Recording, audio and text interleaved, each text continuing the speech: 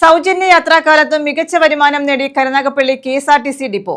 തിങ്കളാഴ്ച 3 ലക്ഷം രൂപയുടെ വരുമാനം ലഭിച്ച ഡിപ്പോയിൽ ചൊവ്വാഴ്ച വരുമാനം 5 ലക്ഷമായി വർദ്ധിച്ചു. ചൊവ്വാഴ്ച 28,245 പേരാണ് സൗജന്യമായി യാത്ര ചെയ്തത്. KSRTCയിൽ പ്രിയദർശിനി സൗജന്യ യാത്ര ആരംഭിച്ചെങ്കിലും ഗണ്യമായ വരുമാനം നിലനിർത്താൻ കരുനാഗപ്പള്ളി ഡിപ്പോയ്ക്ക് കഴിഞ്ഞു. 51 ഓർഡിനറി ബസ്സുകളാണ് നിലവിൽ സർവീസ് നടത്തുന്നത്.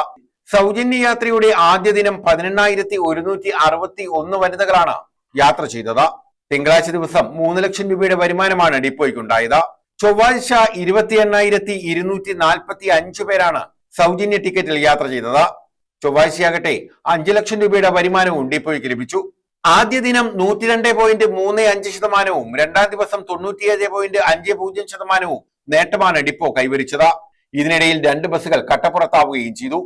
400ഓളം ജീവനക്കാരുള്ള ഡിപ്പോയിൽ 7 ഓർഡിനറി ബസ്സുകളുടെയും 2 ഫാസ്റ്റ് പാസഞ്ചർ ബസിന്റെയും ഡ്രൈവർമാരുടെയും കുറവുണ്ട്.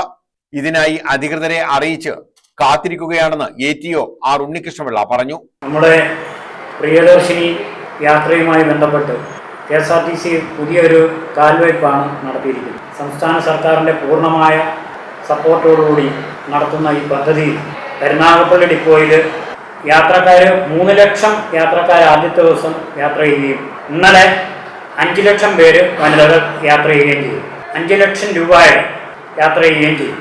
അപ്പോൾ അതിൻ്റെ അടിസ്ഥാനത്തിൽ ഇന്നലെ മിനിഞ്ഞാന്ന് 18,161 പേരും ടോട്ടൽ പാസഞ്ചർ 43,181 പേരും ഇന്നലെ 28,245 വനിതകളും 47,608 യാത്രക്കാരും യാത്ര ചെയ്തിട്ടുള്ളതാണ് മൊത്തത്തിൽ.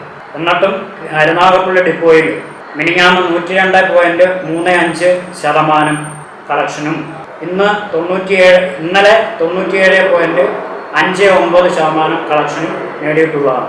അപ്പോൾ ഈ പദ്ധതിയുടെ പ്രയോജനം വനിതകൾക്ക് ലഭിക്കുന്നതോടൊപ്പം തന്നെ കുറച്ചുകൂടെ സർവീസുകൾ നമ്മൾ കാര്യക്ഷമമാക്കിയാൽ എന്നും 100% തന്നെ കരുനാഗപ്പള്ളി ഡിപ്പോയിൽ കളക്ഷൻ ഉണ്ടാവും എന്നുള്ളതാണ് എനിക്ക് പറയാനുള്ളത് വ്യക്തിപരമായി. News bureau, Karunagappally.